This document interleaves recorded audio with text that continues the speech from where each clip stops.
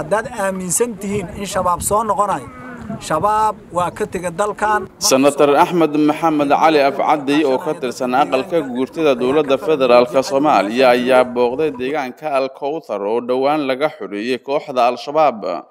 Deegaankan oo muddo badan ay ka arriminayeen maleeshiyaadka Al-Shabaab ayaa dhawaan waxa kala wareegay ciidamada dowladda federaalka Soomaaliya oo garab ka helaya kuwa deegaanka oo muddooyinkii u dambeeyay dagaal looga xureynayo kooxda Al-Shabaab ka waday deegaano badan oo ka tirsan dalka.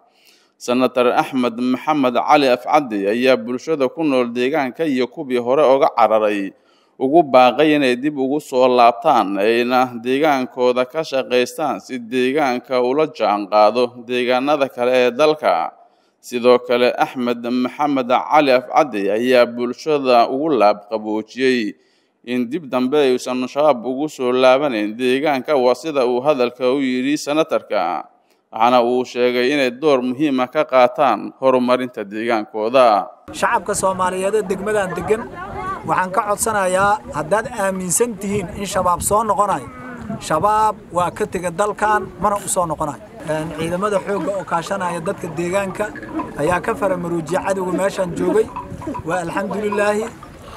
dhammaan shacabka degmadan iska leh ee ku nool waxaan ka codsanaynaa inay degmadooda ku soo noqdaan inay dukaamadooda furtaan maqaayadooda inay furtaan shaqadooda caadiga ah inay qabsadaan dugsiyada quraanka ay furtaan macallimiinta u qaxday magaalada Xamar ee quraanka dhigi jirta iyadana waxa laga rabaa inay dib u soo noqdaan degmadooda dugsiyada ay fushaan. shacabka Soomaaliyeed degmadan degan waxaan ka codsanayaa haddaad aaminsan tihiin in shabaab soo noqonayo shabaab waa ka tegay dalkan mana u soo noqonayo. maalmo dhow oon dheereen insha Allah ayagana meelaha ay ku hareen waa laga bixinayaa gobolka Shabeellada Dhexe ka bacdina waxa uu gudbi doonaa insha Allah gobolka Galguduud qaasatan sida degmooyinka Ceeldheer Xarar Dheere Ceelbuur iyo wixii lamid aan ku sii socod doonaa. shacabka halkan degan waxa idin yimid waa ciidamada Soomaaliya waa dawladdiini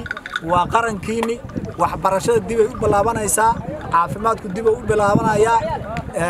mucaawinooyinku waa bilaabanayaan dib u dhisku waa bilaabanayaan isbitaalada waa la dhisaa iskoolada waa la dhisaa degmadan adinka iskale qof idin la male dhul ninkiisa baa iskale la yiraahdaa waxaad ku nooleedeen meel adiga aad leedahay oodan ka tali karin oodan xukuminina oodan wax ka dhigi karina oo xoolihiina la qaadanayo oo arigiina la qaadanayo oo ceelkiina la idinku gumeysanayo oo adoo arigaaga la jirto lagu lahay keen intaasoo ariyo saka wax la idinku qabtana ma jirto isgool la idinku uma dhisin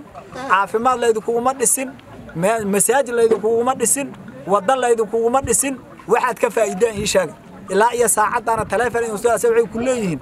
ha aadin degmada haddaad aado waa ku dila haddaad taas aaminsanta ciidamada Soomaaliya noqonaya dawladda hore u soconaysaa. waxa kale oo soo hartay dadka degmadan u dhashay ee ka tirsanay ururka Al-Shabaab ama nimanka qawaariijta ha noqdaano nin qora wada ama ha noqdaan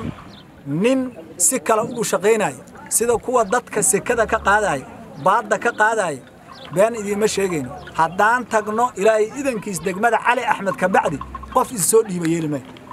intaanu kaana Cali Axmed gaarin oo ceel bacad gaano you have to chance waqtiyaad haysata waa ku sheegay aniga maanta maalin way waaye warkaan ku hadlayna war qalad ma aha imaada dadkaad u imaanaysa dadkiina waa hadda degmadan oo kale dadka jooga waa ciidamada Soomaaliya walaalaha ku jira come here please soo noqo u kaalay gurigaaga walaalkaan isu soo dhiib haddaan ceel bacad tagno ama aan Cali Axmed tagno Shabeellada Dhexe dadka ka tirsanay ka yeelimaan inay soo dhiibaan waqtigu waa kugu socdaa saaxiibow imaad wax laga hadlaymaayo wixii aad samaysay waa ogtahay ilaahayna waa ogyahay shacabkuna waa ogyahay ayagaan ku marxaatiye aad iyo aad u mahadsantihiin degmada Al-Kowthar dadka ku nool waxaan ka codsanayaa gudoomiyaha degmada Aadiyabaal iyo gudoomiyaha gobolka Shabeellada Dhexe iyo dhammaan maamulka ama dawladda Hirshabeelle ayaduna in dadkan la soo gaaraan mucaawinada caafimaadka iskoolada waxbarashada insha Allah diilayna. Xasan Yuusuf Maxamed Shafadiyare raadiyaha iyo telefishinka dawladda Jubbaland Kismaayo.